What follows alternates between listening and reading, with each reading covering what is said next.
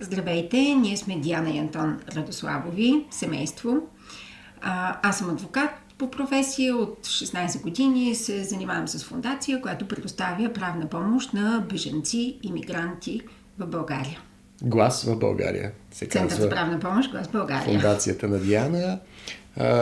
И аз съм режисьор, завършил съм кинорежисура, но в повечето случаи се занимавам с театър и мюзикъл. Покрай моята професия се срещнах с Диана. Аз работих в едно студио, снимахме предаване, публицистично предаване и канихме различни хора по актуални теми.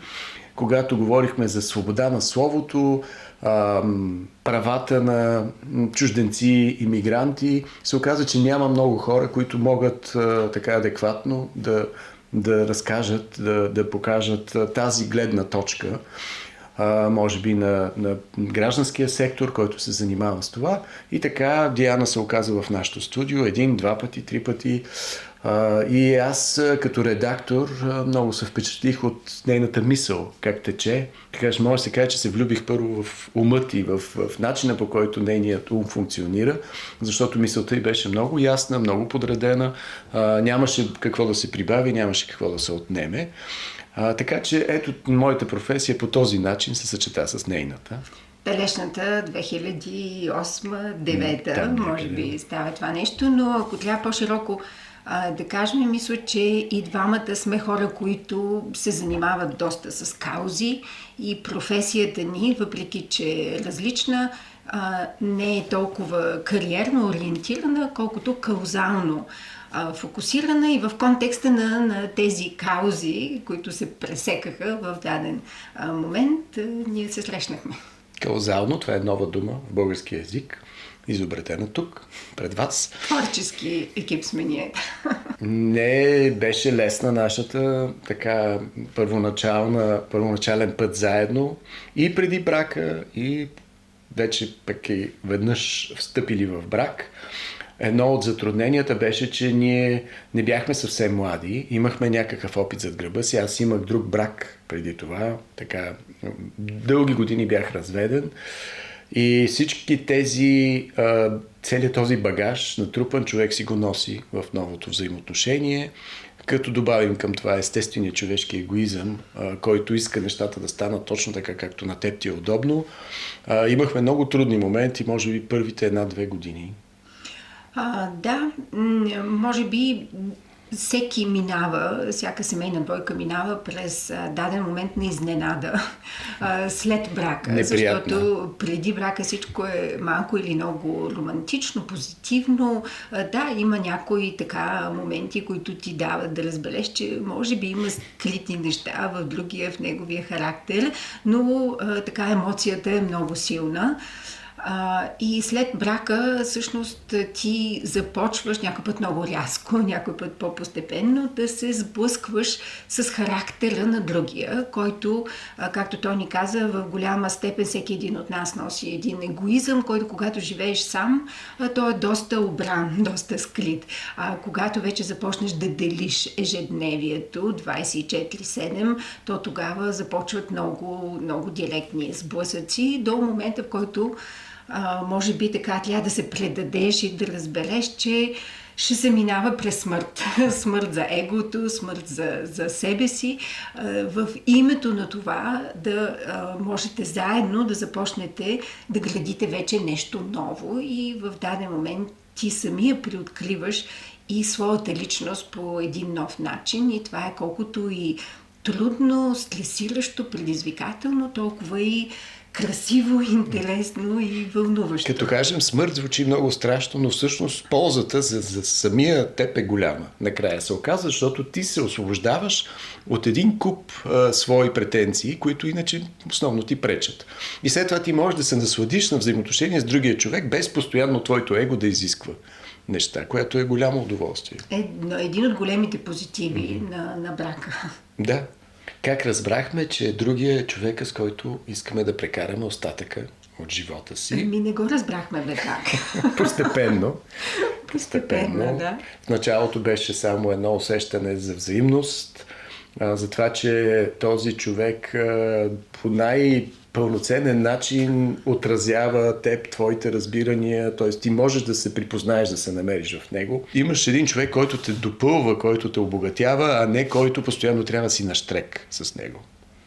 Да, и аз също мисля, че това е един от белезите за хора, които тепърва търсят половинката на живота си и се опитват да разберат кое от взаимоотношенията е правилно, кое не.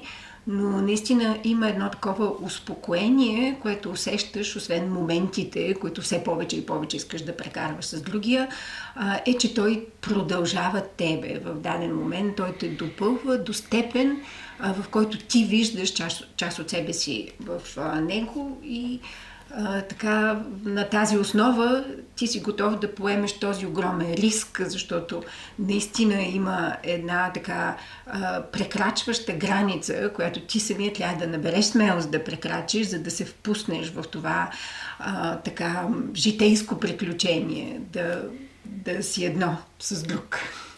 Решаваме конфликтите най-вече, когато ги обърнем към смешната им страна и си кажем, както и да изглежда в момента, ние знаем, че утре това няма да е чак толкова сериозно, тежко, страшно. Много пъти сме се смяли на наши прекомерни реакции към дадена ситуация, защото наистина, когато малко време мине, разбираш, че не е толкова важно и си го напомняме това постоянно. Тази способност да омаловажиш големите драматични неща, които умът ти в този момент рисува, може би ни помага да решаваме конфликтите. Да. И чувството за хумор. По принцип, мен в Тони едно от нещата, които най-много ме привлече, тази способност да се забавляваш. Това уникално чувство за хумор, който не всеки го има. И особено в конфликти, наистина, това много помага да не взимаш себе си чак толкова насериозно и да знаеш, че срещу тебе не стои враг, а напротив стои един човек, който е откъм тебе и в най-трудните моменти. Така, ако може тези искри да преминат, това наистина помага и се учиш на това. Сега трябва да добавим, че не винаги нещата се случват така. Имаме близки, познати, които са стигнали до място, където наистина гледат другия човек като враг. И тогава не стават тези елементарни рецепти, не работят. Но така всички ние трябва да се пазим, да не стигнем отвъд това, че ти вече не можеш да приемеш човека от среща като близък, като свой, го приемаш като някой, който е там да ти трови живота.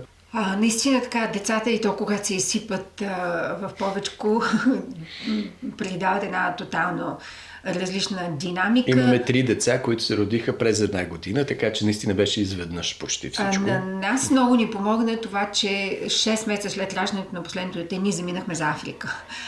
Заминахме там на, може да се каже, мисионерско пътуване. Препоръчваме го на всеки с повече деца. План да останем за 1 година, всъщност останахме 2 години и там някакси шума на целия този забързан живот, който е тук в България, включително и в професионалния ни свят, утихна, работихме, правихме неща, които усещаш всеки ден, че са много ценни и стойностни, които не са същото време с този интензитет и по някакъв начин успяхме да се фокусираме върху децата, върху тяхното израстване, върху това да ги разбереш, да ги опознаеш, колкото и да са малки. И мисля, че тези 2 години бяха ключови за нас. След това, като се върнахме, целият период на транзиция, разбира се, не беше лесен. И динамиките те се променят и с възрастта на децата. Сега в една тотално различна динамика на тинейджърство от своя страна.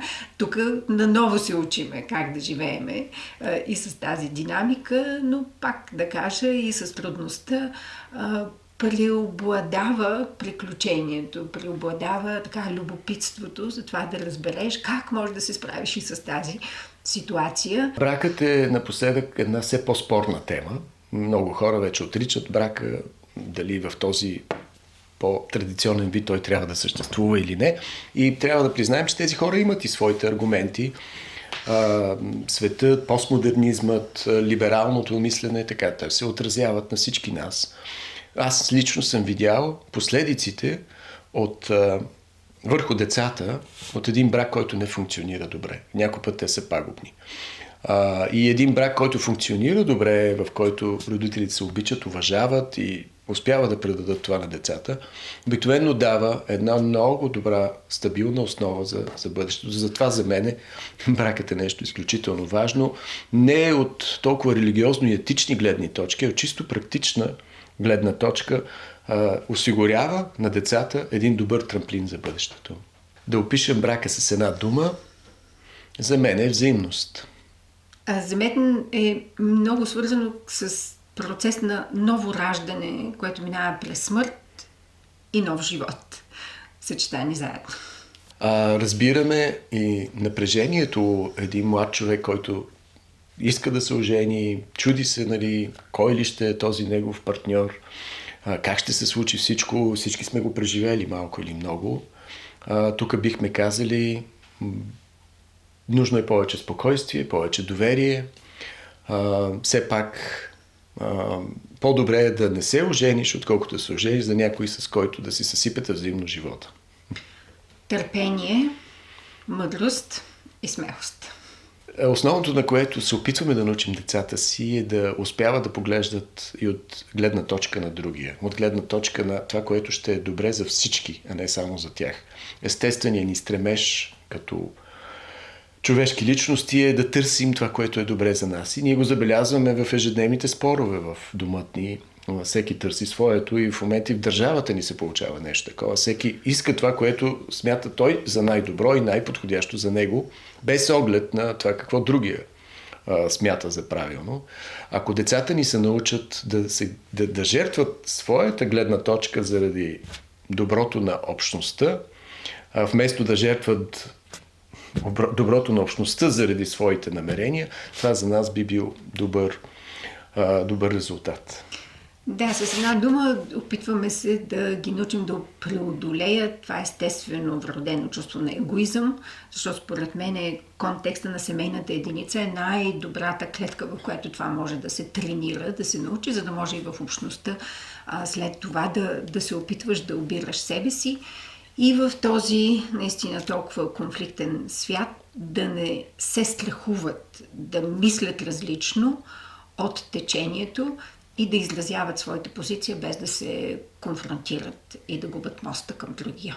Трудно време живееме, някак си се сгъстява също така и атмосферата в света. И в това трудно време наистина се опитваме ние да знаем как да учиме децата си да бъдем по-гъвкави и да не бъдем толкова капсулирани, съсредоточени върху нашите си проекти, нашето си семейство, нашите си деца, а да бъдем чувствителни за нуждите на хората около нас. Не го правиме достатъчно, даваме си сметка и затова дългосрочно си го пожелаваме, как да бъдем по-отворени като семейство към нуждите на другите, които стават все повече и повече около нас.